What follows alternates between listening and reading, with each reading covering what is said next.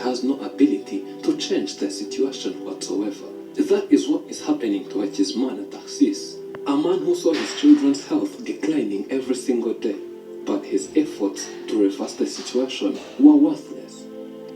The first time we visited this family some 2 years ago, Tarsis had two overweight children whose health conditions had been a mystery across all the country. This is Hakizimana Repons. By then, he was 5 years old and weighed more than 80 kilograms.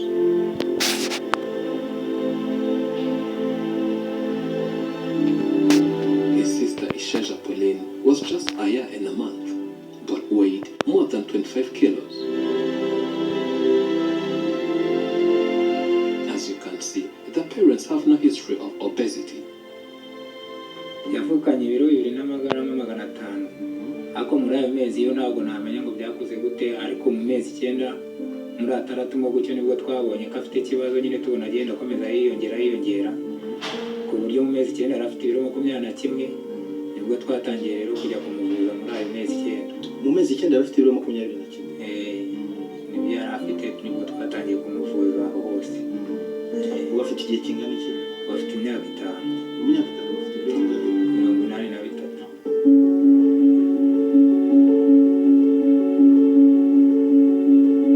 What is even more surprising is that both children were born relatively normal, but their weights increased as they grew.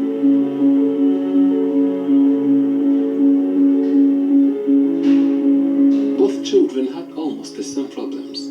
The enormous weights crushed their breathing and talking capabilities. Amakuru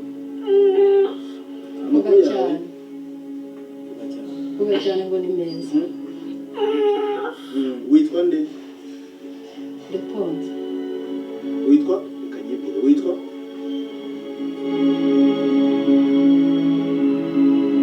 It was hard for these children to do any other thing other than sitting down. Even standing up for Repons was very tough, let alone walking.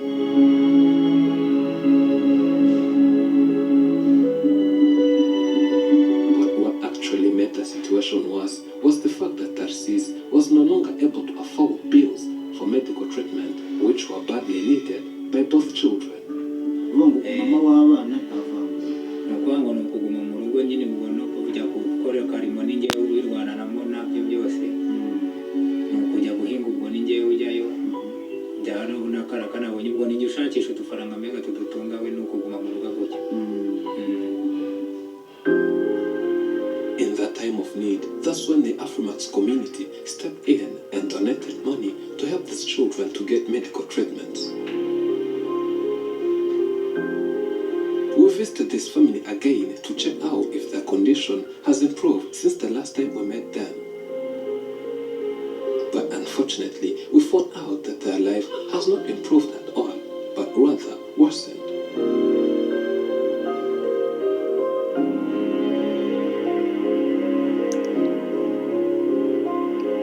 We learned that Pauline has died as a result of lung sickness, which kept her in the hospital for 2 years until she died.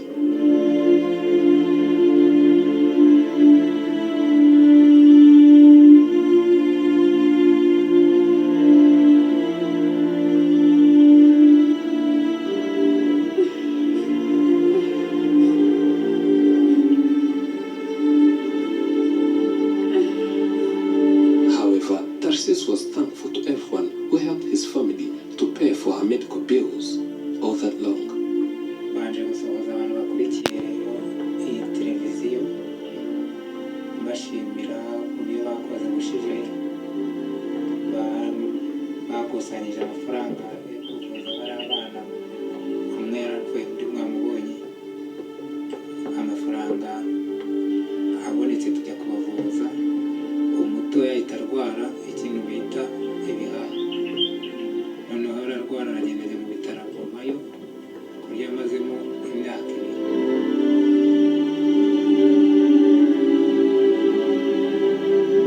Pauline's death badly affected Repons, as he used to spend most of his time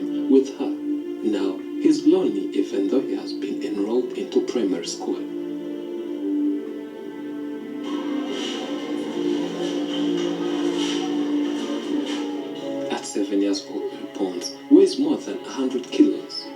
As you can imagine, his journey to school is extremely difficult.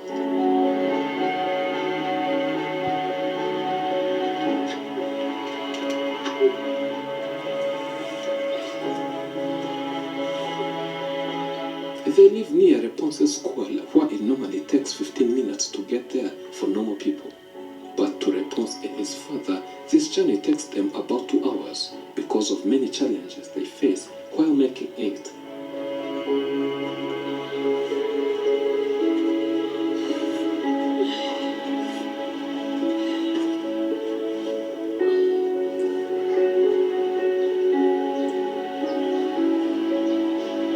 To start with, Reponse cannot walk 10 meters straight without resting. Every few minutes, he will have to pause and catch his breath before narrowly resuming the journey.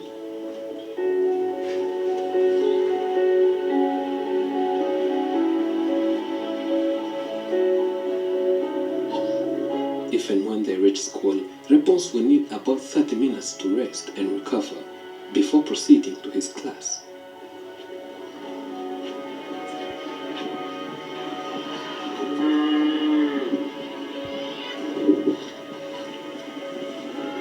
In most cases, he is almost always late, but his teacher is very welcoming and knows that his condition is different from other students.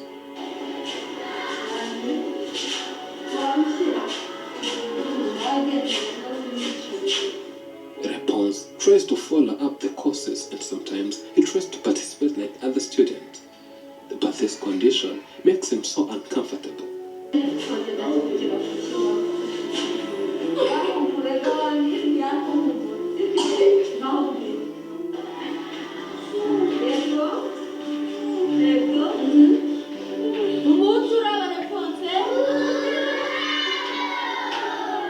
Reponse wears a raw uniform, which is common for girls. But what is more concerning is that the fact that Tarsis is no longer able to go out and work, as his main occupation now is to take care of his child.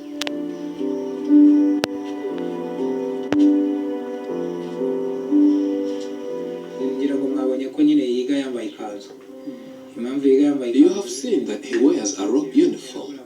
The reason is because of his sickness. He cannot wear what other boys wear because it would be difficult for him to take off in case he needs to use the bathroom. From where we live to the school, other normal students would use less than 15 minutes. But when I accompany him to school, it takes us around 2 hours. As such, my life's condition has deteriorated even deeper since I have to spend 4 hours just accompanying him to school. Even when I'm done with that, I have little time and energy left to take him to school.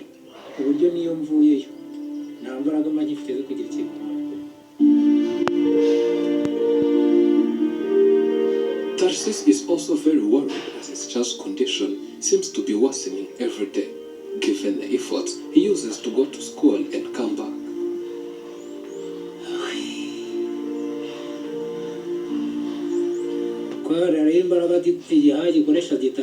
I can see that his life is weakening on a regular basis. Whenever we go to school for 2 hours, his lungs have to overwork, and we're afraid that at some point his lungs will not be able to maintain the amount of energy needed for him to go to school. He uses extra efforts to do what other normal people are able to do.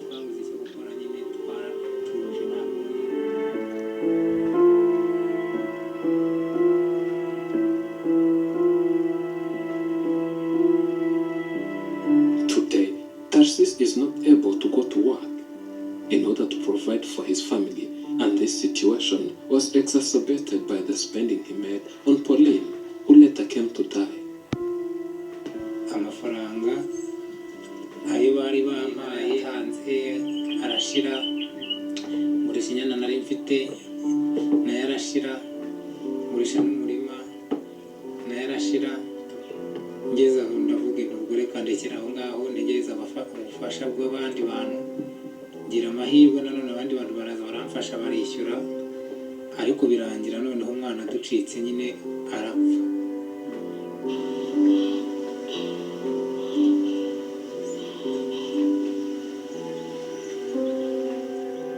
He's asking people to help him start his own small business, given that he's no longer able to go out and work by himself. Ikintu nababwira nk'ukuntu bagize umutima wo kumfasha mbere, n'ubundi abantu bafite umutima kandi baracyawufite, uko babikoze n'ubundi ntaho bagiye baracyabitekereza, ariko nabasaba ko wenda uwaba afite ubushobozi yamfasha, kuko n'ubundi uko byari bimeze mbere ahubwo byarushijeho. Kuko mbere bwo wenda babaga bari kumwe bagasigara bicaranye, umuntu akabasha kujya gukora akabashije, nanjye nkajya mu biraka na nyina w'umwana agasigarana nabo. None ubu bwo nyine urumva gufata ayo masaha yo kumutwara nta kiraka mba ndi bujyemo, ahubwo nyina ubwo niwe uri gusigara aha ngaha aze kurwana n'ukuntu ari buze gushaka ukuntu tuza kubona ibyo kurya, urumva biragoye.